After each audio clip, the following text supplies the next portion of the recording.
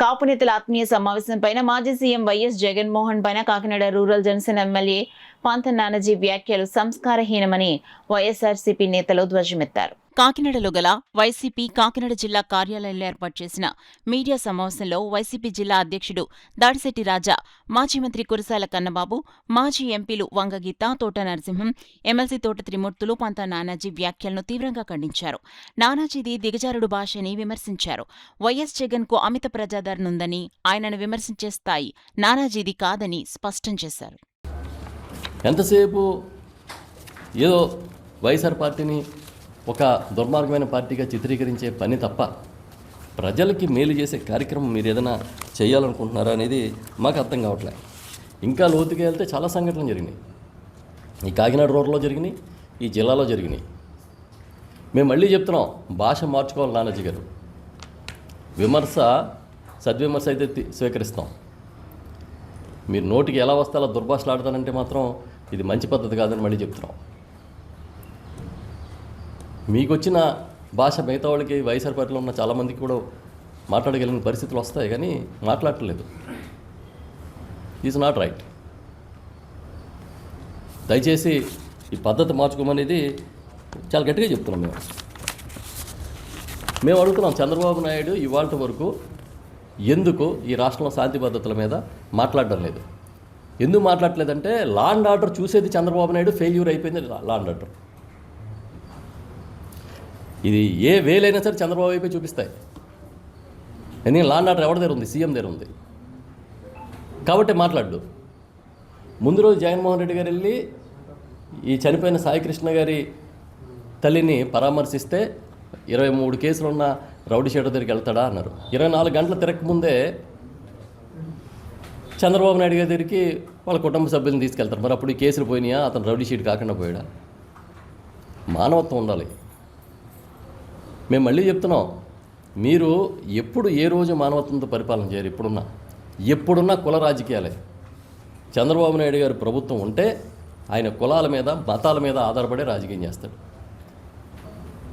ఆ రోజు కాంగ్రెస్లోనే రౌడీలు ఉంటారని ప్రచారం చేసేవాళ్ళు. వంగవీటి రంగా గారి దగ్గర నుంచి అందరికీ రౌడీ ముద్ర.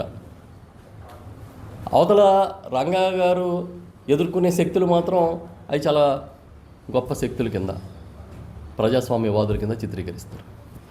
సేమ్ ఇప్పుడు అదే జరుగుతుంది. చంపేసిన సీఐనేమో ప్రొటెక్ట్ చేయడానికి ధర్నాలు చేస్తారా? సాయి కృష్ణని చంపేయడం కరెక్టే అని మద్దతు ఇస్తారా? సిబిఐ విచారణకి జగన్మోహన్ రెడ్డి గారు డిమాండ్ చేశారు సాయి కృష్ణది. ఎందుకు మీరు ఇవ్వలేకపోతున్నారు? దయచేసి వీటన్నిటికీ సమాధానం చెప్పమని గట్టిగా కోరుతూ ఉన్నాం. మమ్మల్ని తర్వాత మీ ఇష్టం వచ్చినట్టు తిట్టుకుందరు, కానీ మాకేం ఇబ్బంది ఏం లేదు. ఎవరు డైవర్ట్ అవరో మీకు నచ్చినట్టు తిట్టుకుందరు, కానీ మేము కూడా మీ భాష మేము మాట్లాడలేము, మీ లాంగ్వేజ్ మేము మాట్లాడలేము. ముందు ఈ 5గురికి ఏమైంది, ఈ రాష్ట్రంలో లా అండ్ ఆర్డర్ గురించి కానీ వీటి గురించి సమాధానం చెప్పండి. తర్వాత పోనీ మంత్రులు, మాజీ మంత్రులు అందరినీ ఇబ్బంది పెట్టవద్దు దయచేసి. ఎందుకంటే మా టైంలో కూడా 5 డిప్యూటీ సీఎంలు ఉన్నారు జగన్ గారి టైంలో. వారందరూ కష్టపడి పని చేసుకోవడానికి చూశారు, కానీ వీళ్ళని వాళ్ళని దూషించడానికి ఎవరు చూడలేదు, వీళ్ళని వాళ్ళని తిట్టడానికి చూడలేదు. గుబుక్కుని మేమేమన్నా మీకు సమాధానం గట్టిగా చెప్పేస్తే అదిగో మమ్మల్ని ఇలాగన్నారు అలా అన్నారని చెప్పేసి కొంతమంది మా మీద రెచ్చగొట్టడానికి మీరు చూస్తారు. ముందు ఈ 5గురికి ఏమైందో సమాధానం చెప్పించండి. మేము డైవర్షన్ కోరుకోవట్లేదు. ఈ రాష్ట్రంలో జరిగిన పోలీసు వారు చేసిన హత్యలకి సమాధానం చెప్పి, ఆ తల్లి అడుగుతుంది కాబట్టి బూడి తిప్పించి కేసులు అయ్యి అంటలేదు. సమాధానం చెప్పండి. ముఖ్యమంత్రి గారు మీడియా ముందుకు వచ్చి హోంమంత్రి గారితో చెప్పించండి. పోనీ మీరు చెప్పలేకపోతే ఈ అన్యాయాల మీద. ఎందుకంటే పోలీసుని చూసి అడ్డులిపోతున్నారు ప్రజలందరూనే. ఒక్కసారి అలాగే స్థానిక కాకినాడ రూరల్ శాసనసభ్యులు వారు మాట్లాడుతున్నారు. మరి ఆయన మర్చిపోయినట్టుకున్నారు,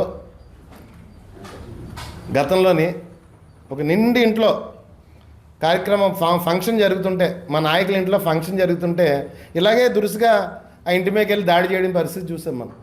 ఆ ఇంటి మీద కాకినాడలోనే. అప్పుడు ఏమైందండి? పరిగెట్టించి బట్టలు చింపి చితగొట్టారు. గుర్తుందా సార్? మర్చిపోకండి సార్ మీరు దయచేసి.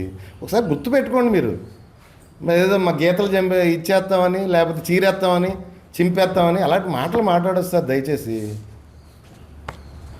ఒక మహిళలతో ఉన్న ఇంటి మీదకి వెళ్ళి దాడి చేస్తే పరిగెట్టించి కొట్టారు మిమ్మల్ని. మర్చిపోతే ఎలాగ సార్? అన్ని మీడియాలోనే వచ్చింది.